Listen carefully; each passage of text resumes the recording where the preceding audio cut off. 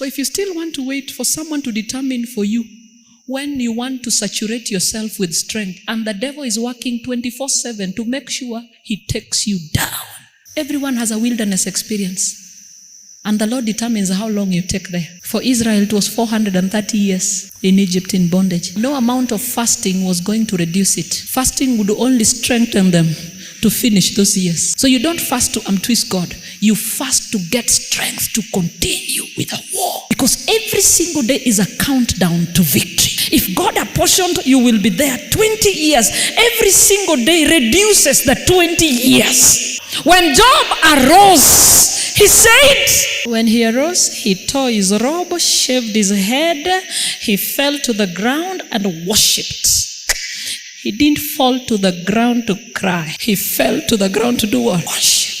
He was saying, God, no matter what, I will still worship you. No matter what, I will never bow down my knee to Baal. No matter what, I will not tread the path to endure.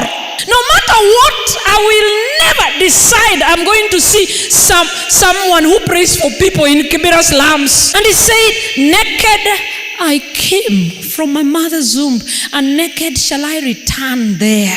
The Lord gave, and the Lord has taken away. Blessed be the name of the Lord. Listen to verse 22, the last one. In all this, Job did not sin, nor charge God with what? Wrong. Why are you afraid to lose your property? Why are you holding on to it so tightly that you're so scared to lose it? You can't find peace when you lose it. You're scared. At times we fight over homes that we want to build. I have no trouble whether you build a 10-bedroom home, but we don't need to fight about it. Even if you gave me a 1-bedroom house, you gave me, me, I'm waiting for the new heaven and the new earth where we shall build and stay. Learn to look at life in light of eternity. This is not our home. It is not. It's not. All these things we cling to, the Lord will clean them up with fire. These vehicles we drive, someone now will say she is beginning to preach extremism, that people should not drive. All these vehicles we drive, all, the Lord will clear them with fire. There is nothing in this earth that we shall go with to where? To heaven.